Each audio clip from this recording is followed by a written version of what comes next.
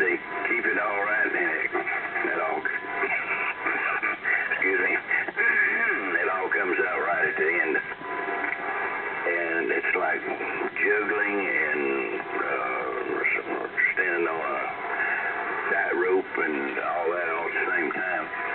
All frying food. I don't know how they do it. I just did it. It just amazes me. I enjoy going to watch them as much as for the food. Oh wait. Anyway, okay, on in, getting through with her eye there. I guess she's going to do the other one sometime, I suppose. But at any rate, good deal that that's over with for all practical purposes. A few more visits. I can't help. I'm kind of breathless.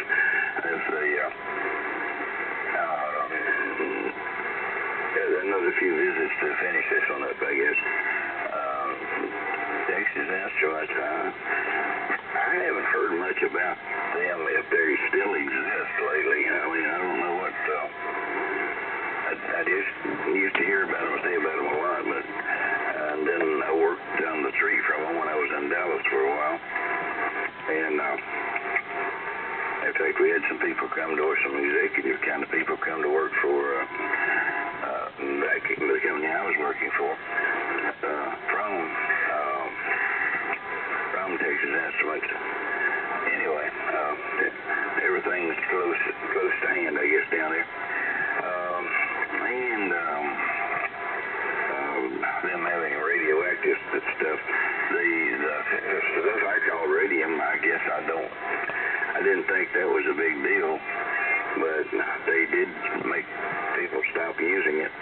I think, if I'm correct, at some point along the line there for dial watch faces, I don't know, maybe they still use it, I don't know, but I thought I heard somewhere that was outlawed as being, too much chance of accumulation of radiation stuff.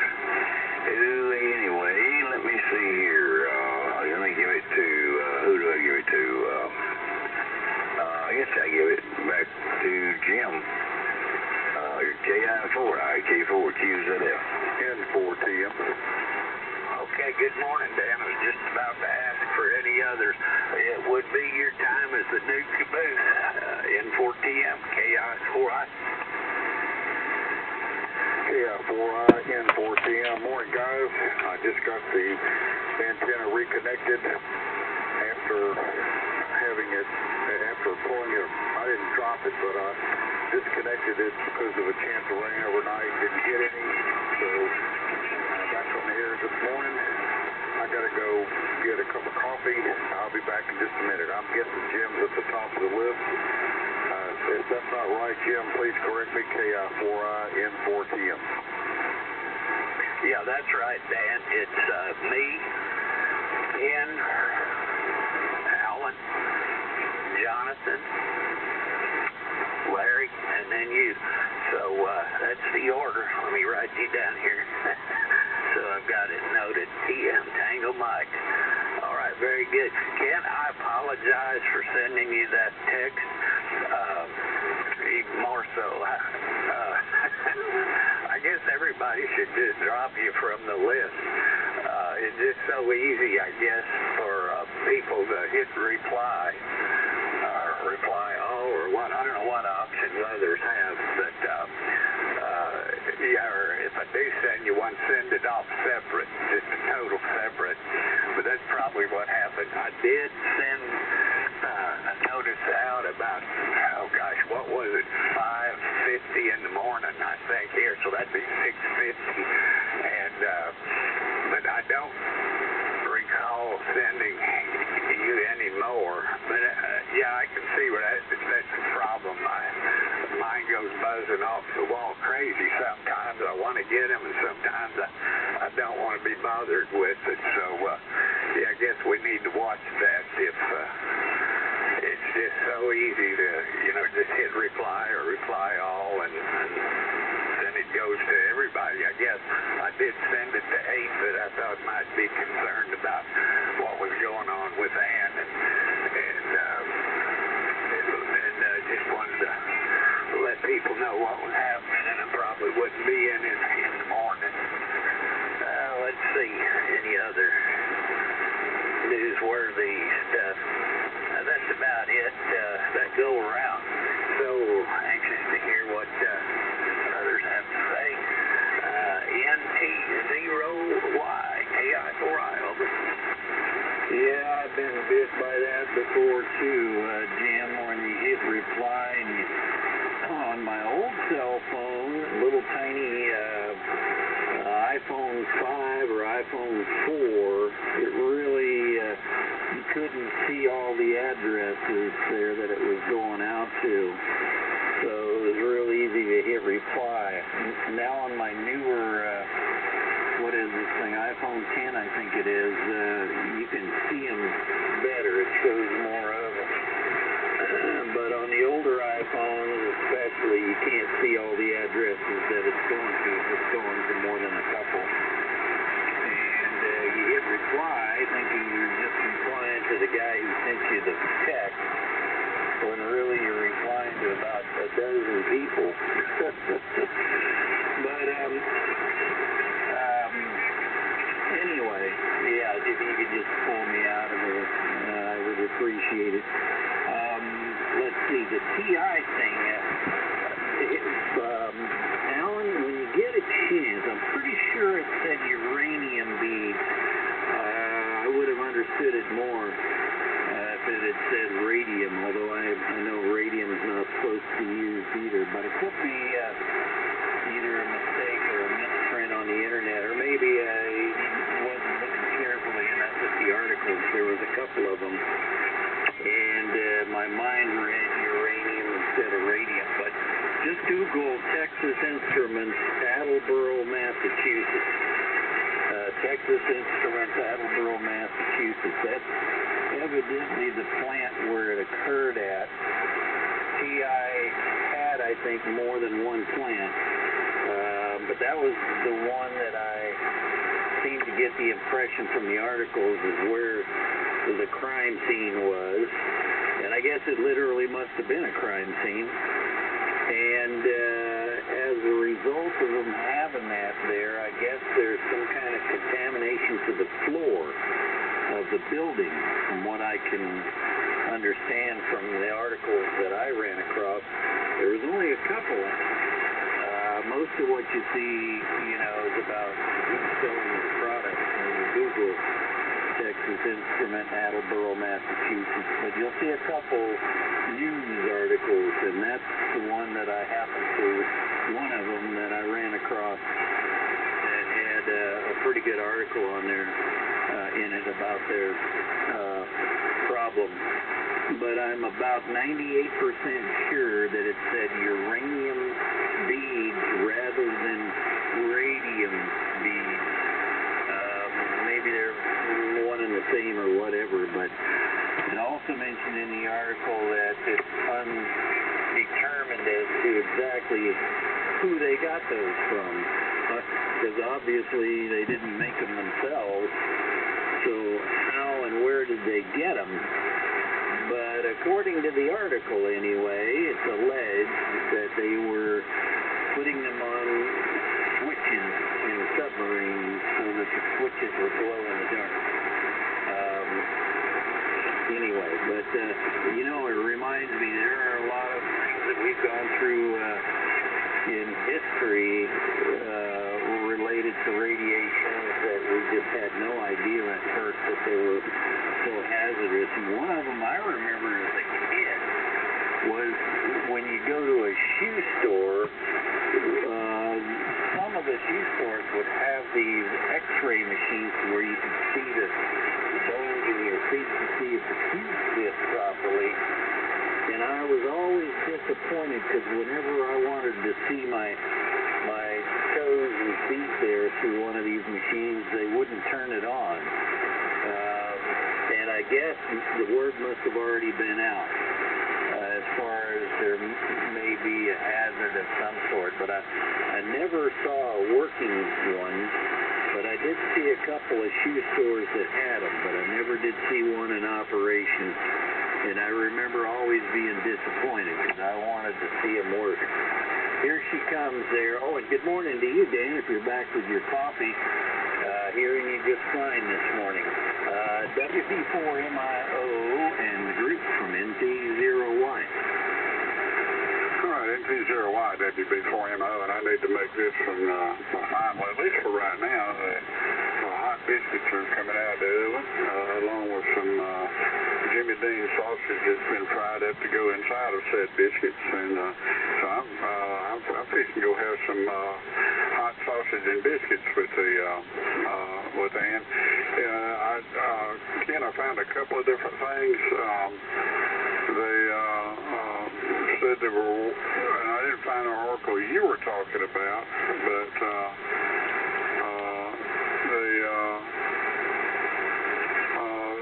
according to KI4I, the company's forestry plant fabricated enriched uranium fuel elements for the Navy reactor program and other government research. Say the plant perform work using work involving uranium-234, U-235, U-238, thorium, and radium.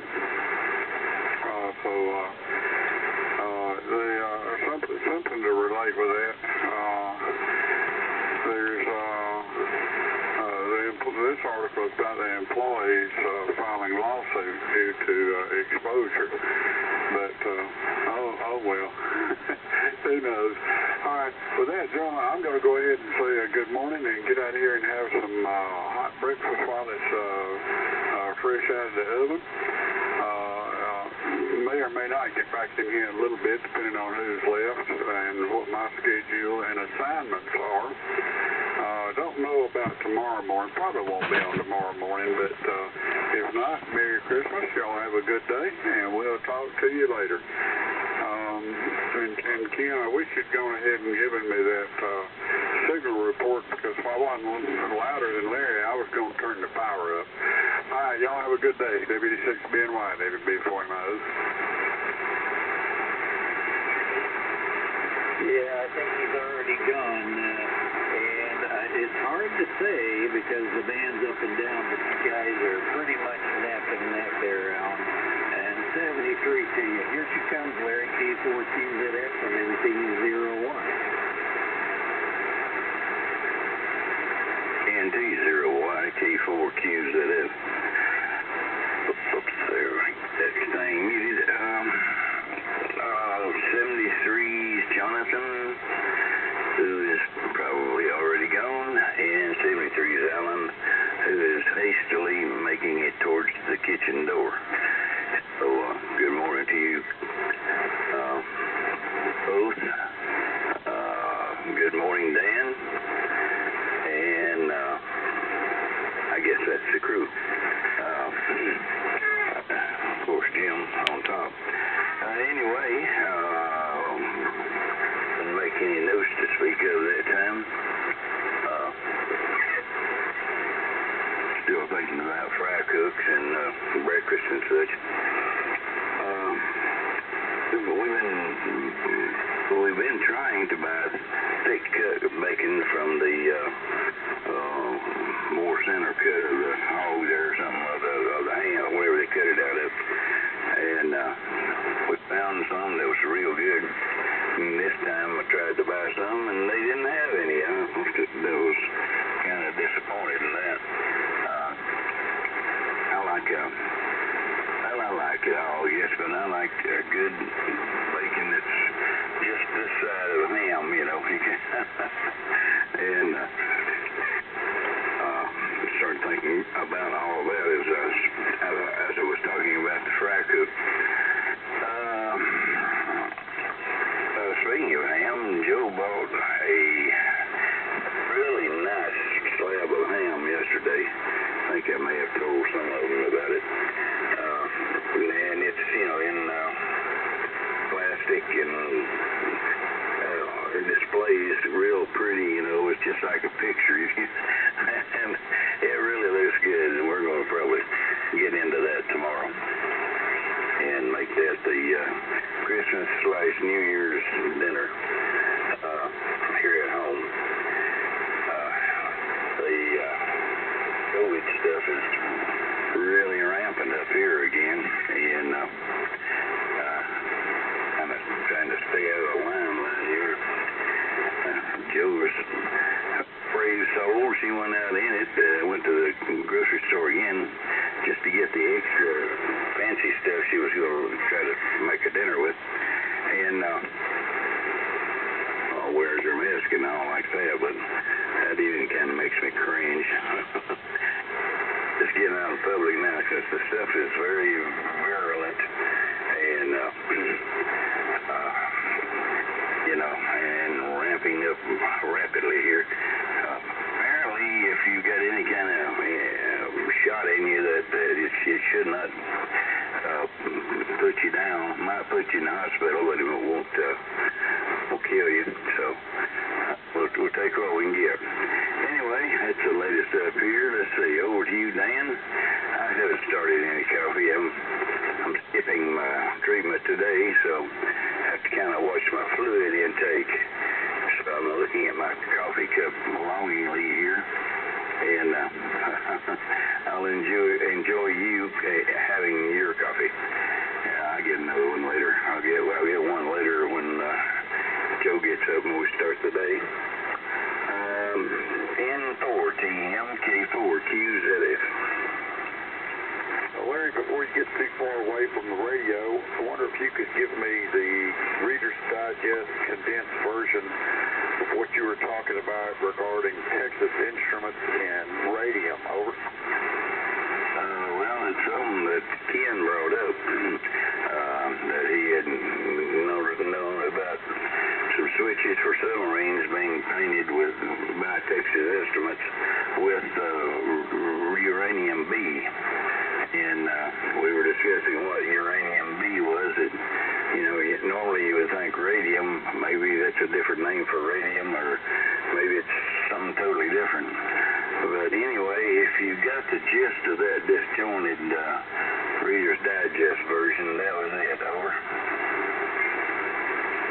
Okay, roger that. When I first turned the rig on, I heard you talking about TI and radium, and didn't really know what was going on there, so I'll look up uranium B. Never heard of that. I'm amazed that anybody would be putting any sort of radioactive substance on dials or whatever you mentioned these days. We've known that certain radioactive elements will kill you deader than a doornail. Sorry, I don't remember the lady's name. A woman said that this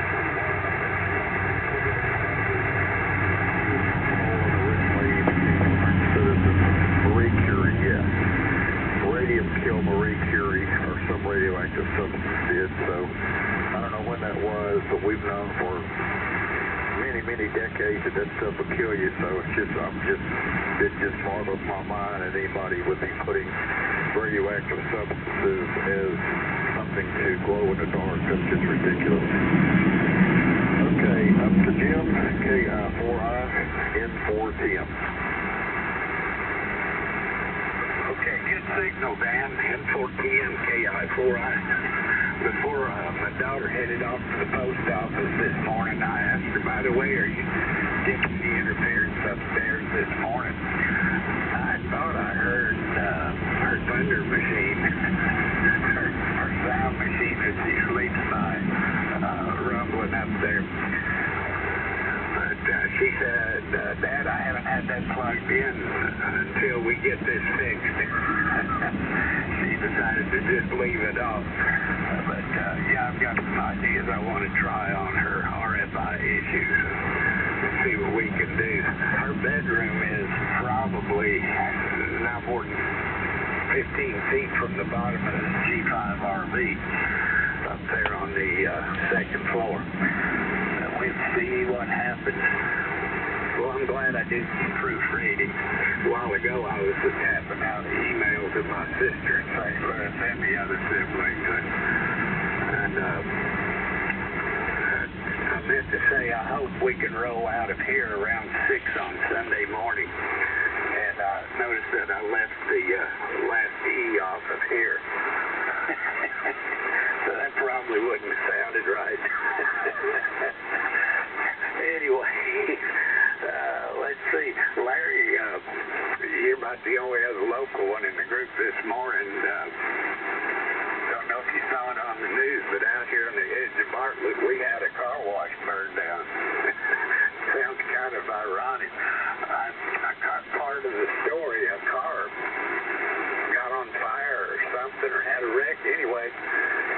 crashed into the car wash on Sycamore View, near, where was that? Just south of, oh gosh, what is that road that crosses there? But anyway, before you get down to Summer, anyhow. But sure enough, across the entrance, there's a bunch of pallets stacked across there so you don't go in there. I guess it's about a 6-bay car wash, manual stalls, and the roof over all of that is just burnt up. And I don't think it did much damage to the drive-through automatic car wash, but I thought it was ironic to have a fire in a car wash. You'd think with all that water around, but I imagine the car was pretty much toast after setting that fire. But didn't see any evidence of that around. So maybe I can research it back on the news and get more of that story. Okay, let's see. That catches me up. Coming down the line, NT0Y, how we holding up? Here's KI4I.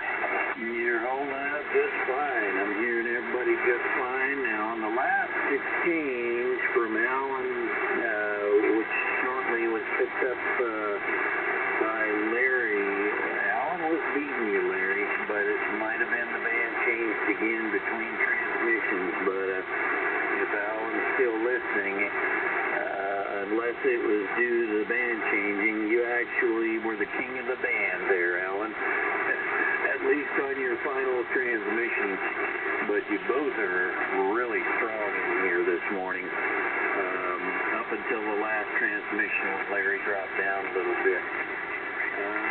Let's see, KI4I in the group from NT0Y. And Dan, that's uranium beads, like beads on a necklace. That's Bravo, Echo, Alpha, Delta, Sierra. Not a uranium B, although beads on the radio I'm sure sounds exactly like the letter B. But now that's what I read in one of the articles. There were a few of them. When I Googled Texas Instrument, Attleboro, Massachusetts. Texas Instrument, Attleboro, Massachusetts. And I was Googling that in search of a switch, by the way. But not a glow-in-the-dark one. But I'm needing to try to find some thermostatic switches for Collins receivers, military receiver. And what it does is it just shorts out a 1K ohm resistor going to the fan. When the temperature gets to about 158 degrees on the heat sink, the little switch, which is about the size of a dime in diameter, but about a, 3/8 of an inch thick, it just shorts out that 1K ohm resistor that's in series with the blower, the fan, that cools the radio so that the fan will get a full 115 volts and speed up and hopefully cool everything down a little more. Interestingly enough, the one that's in this receiver that I'm refurbishing now, it looks like it's leaking. I didn't know there were liquids of any sort in those thermostatic switches, but this one appears that either somebody was real sloppy with the glue when they glued it together, or it's leaking some sort of a liquid from inside around the seal of the back, where the back is glued on, as well as around the rivets that hold the two contact pins. So I think it's leaking from inside. I don't believe that it's glue, but it's cold and hard to tell what it is.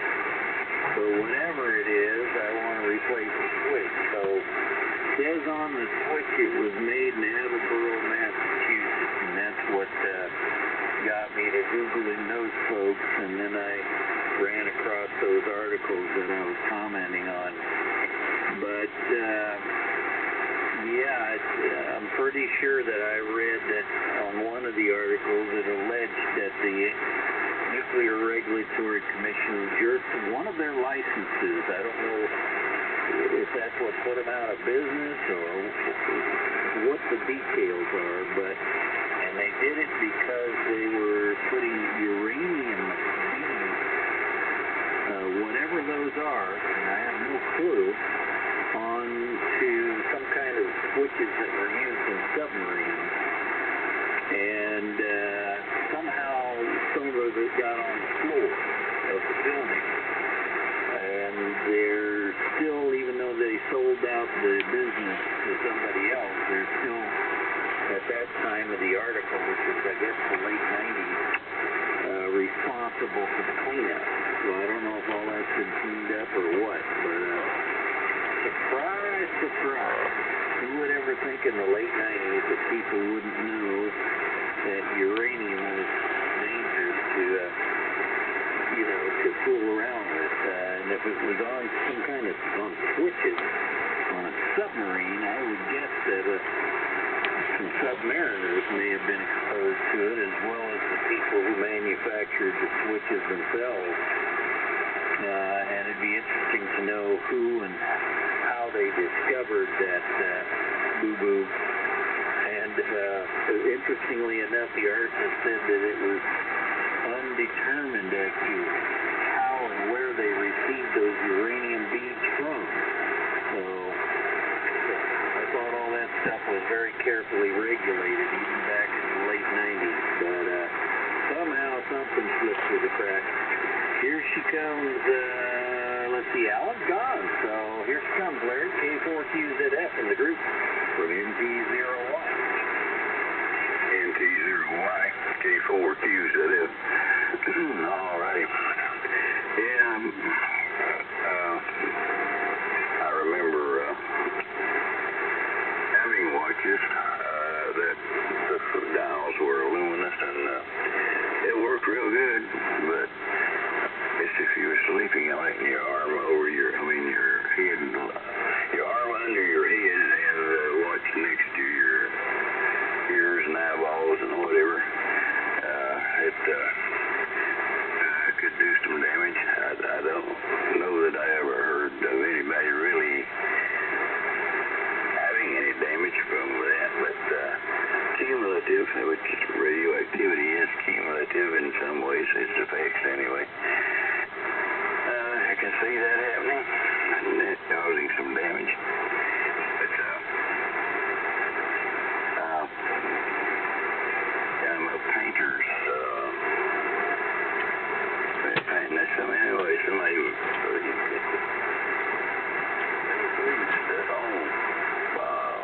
I guess watch faces, I don't know. But and painting it on, and